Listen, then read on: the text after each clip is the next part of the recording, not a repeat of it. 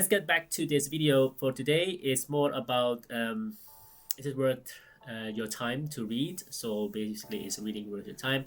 Yes, it is. Number one reason is because it's attention span. Nowadays, attention span is really amazingly bombarded by entertainment, bombarded by, if you read, that means it stimulates your mind, because then you have is books will make you think. Why? Welcome, my friends. Today topics will be a little bit different. It's about is it worth reading? So basically, is reading still worth your time? So before I go any further, I would like to thank all of you who have subscribed, and for those who haven't subscribed yet, please subscribe and like if you like the videos. And if you want to donate anything, do that, but not to me, but to anyone who you think needs the money. For example, your charity, or people, homeless people outside, or anyone that you feel like giving, even giving to your neighbor. Okay, but thank you for that. So please subscribe or like it, the video, or share with anyone that you think will be helpful to them. Okay, because the more you also share, the more you will learn from other people. All right, let's get back to this video for today. It's more about is it worth your time to read? So basically, is reading worth your time? Yes, it is. Number one reason is because it's attention span. Nowadays, attention span is really amazingly bombarded by entertainment, bombarded by people around us, and the older you get, the more responsibility you will have. That means you will get to know about how can I now make sure that I don't get bombarded. Yeah. So the number one reason to read books, it's importantly really physical books I recommend. Some people say, yeah, it's better to have also e-reading. Both are fine, but I can tell you the benefits about a book. So with a book, you can always scratch. You can always write your notes on it, because it's more like when you read something, maybe you want to make sure that when you want to come back to this book, that this part is very important to you. But with the e-reading, you can still do that. But the problem with e-reading is sometimes, for most of us has a phone, then you have a lot of notification. Then you will be bombarded by text messages, as you just heard, for example. Something ping up suddenly that you didn't turn off.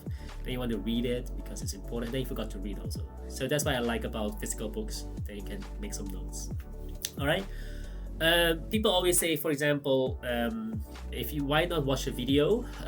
Because video, if you listen to me or listen to YouTube videos or watch a movie, then you will only use your eyes, and the brain will not basically develop that much.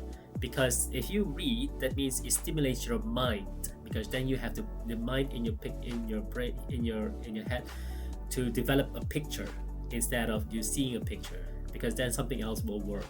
That's why it will stimulate some other parts of your brain. There was one famous guy, as you all know, Elon Musk. He said also he was reading when he was a little boy, and until now, because what he said is very importantly, books will make you think.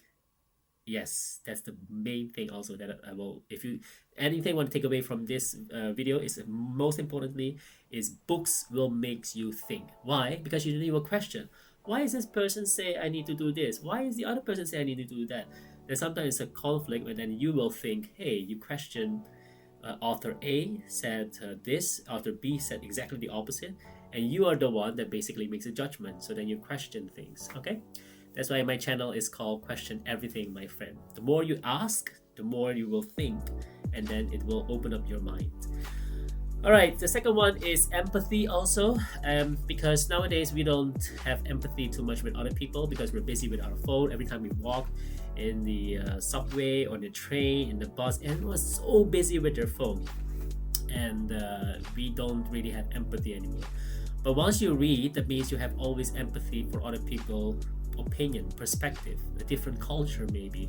So that's the reason why reading books also it will give you a world view about how other people view it before, a long time ago, let's say, if you read those history books.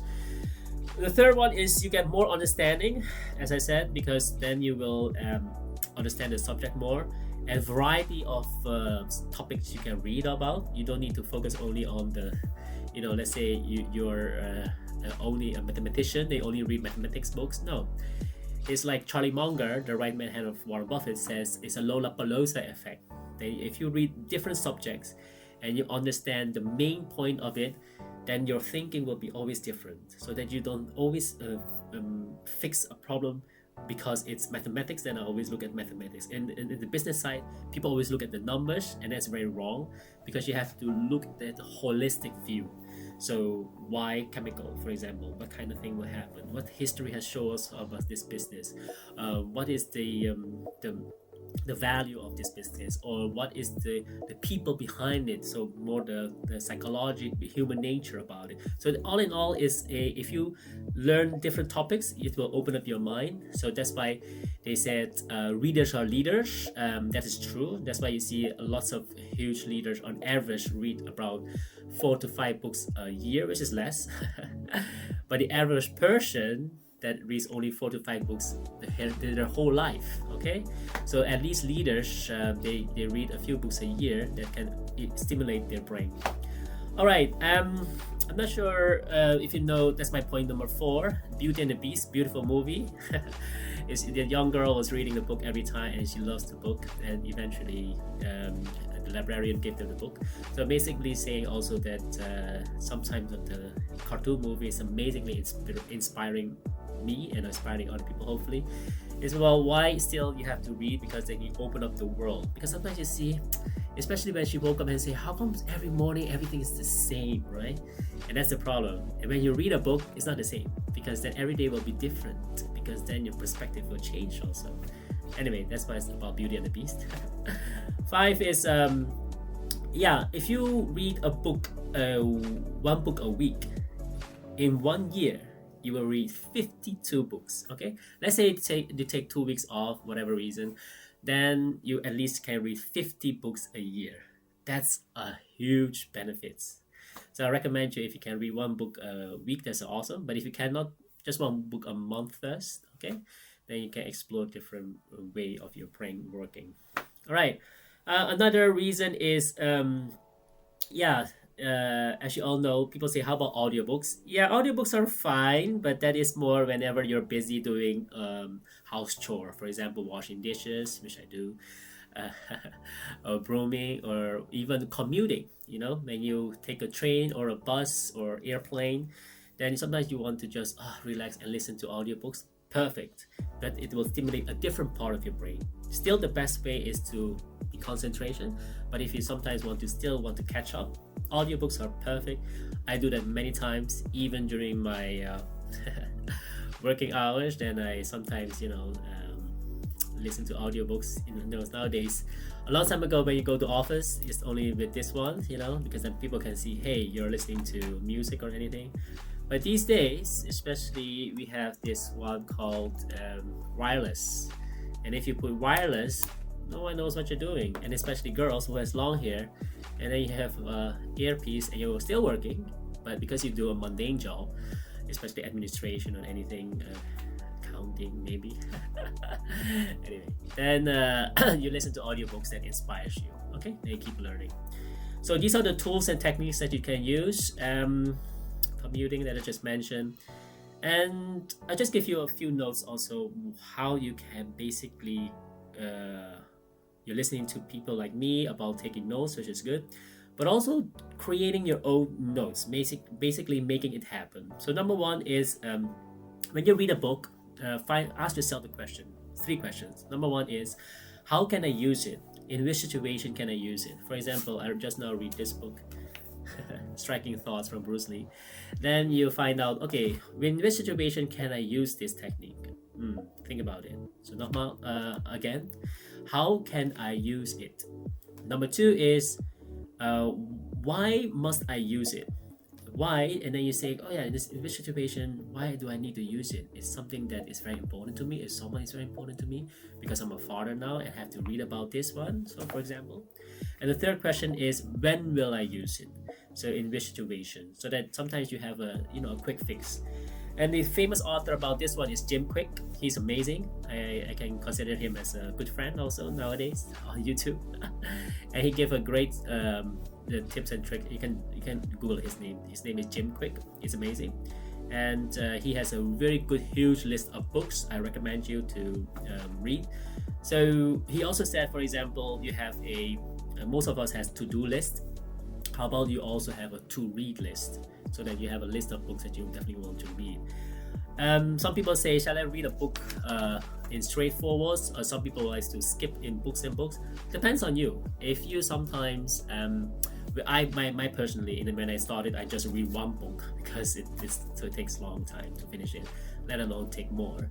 But once you take, just when you start reading, one book first. But if you're more advanced reader, then you can do maybe 2 books or 3 books at the same time, so that you can have a variety, because you know already what's your topic or anything you want to learn. What I do personally is morning I read something inspiration, afternoon I read something that is more educational, and when I go to sleep, I don't want inspiration, I don't want educational, but I read something more fun so that I can fall asleep. So yeah, so it depends on you what you want. So another tip is go to the library. If you have a library around the neighbor, do it, because once a week will help you. It also stimulates you to go there, especially when you borrow a book, then you have to bring it physically back. I know some areas you can just drop and leave it alone, but eventually it will help you to keep yourself accountable. Maybe once or twice a month you can go to the library, to get some new books to read, and that will inspire you. And most importantly, if you have kids, bring them to the library. It will be helpful to them as well, because just for kids young parents, for example, you start giving them notes to read first, like understanding what this is, for example, eating, and then there is a picture behind it, and you ask the kids what's about, and then they get to know the words.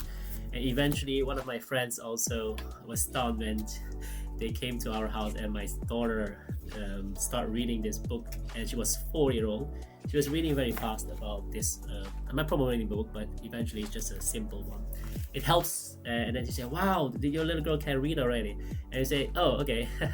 Initially, of course, when she was 3, she watched pictures, and understand the words behind it, like I show you this one. And then eventually upgraded to a normal one, and then later on, hopefully, she can learn faster by using a different book without pictures. But start with the pictures one first with the kids, okay? Anyway, if you have anything you want to see me cover in the next video, please let me know. But for the rest of the day, please read at least a few pages in the morning, and hopefully this will encourage you to develop your brain and your mind at the same time. All right, guys, thank you so much. Please subscribe or share this video, and let's go to the next video. Bye.